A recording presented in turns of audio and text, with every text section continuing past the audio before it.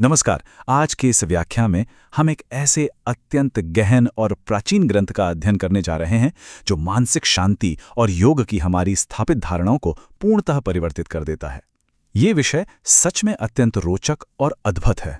अब सामान्यतः योग के वास्तविक उद्देश्य के विषय में एक गहरी मान्यता बनी हुई है, परंतु क्या योग का अर्थ केवल मिलन है?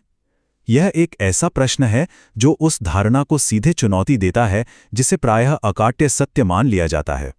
आइए इस पर गहराई से विचार करें। भाग 1 परम आनंद की प्राप्ति अर्थात सर्वोच्च आनंद।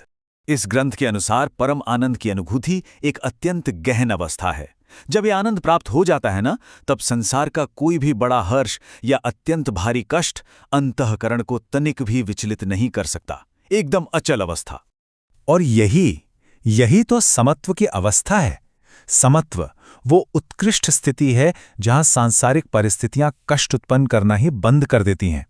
एक सिद्ध पुरुष न तो सांसारिक सुखों के पीछे भागता है और ना ही दुखों से पलायन करता है। चित्त सर्वथा अचल हो जाता है। भाग 2 योग का वास्तविक अर्थ यानी योग का यथार्थ अर्थ। यह तुलना अत्यंत रोचक है। सामान्य धारणा के अनुसार हम योग को मात्र एक नए मिलन के रूप में देखते हैं।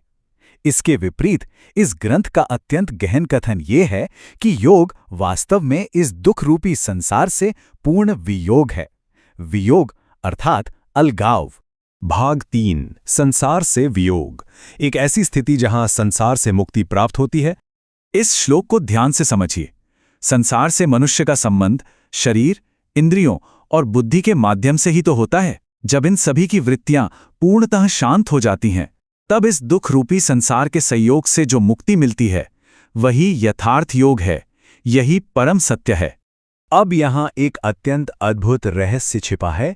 नित्य सिद्ध आत्मा और परमात्मा का संबंध पहले से ही नित्य सिद्ध है। एक साधक को कुछ नया नहीं जोड़ना है, मात्र सांसारिक आसक्ति के कारण उत्पन्न हुई विस्मृति को दूर करना है। विस्मृति हटते ही मिलन तो स्वतः ही है।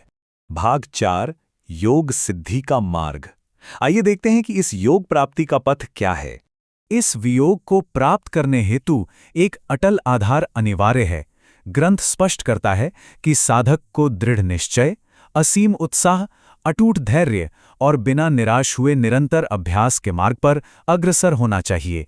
इन 4 चरणों के बिना सिद्धि संभव नहीं है। अंततः इस व्याख्या के छोर पर एक अत्यंत विचारणीय प्रश्न शेष रहता है।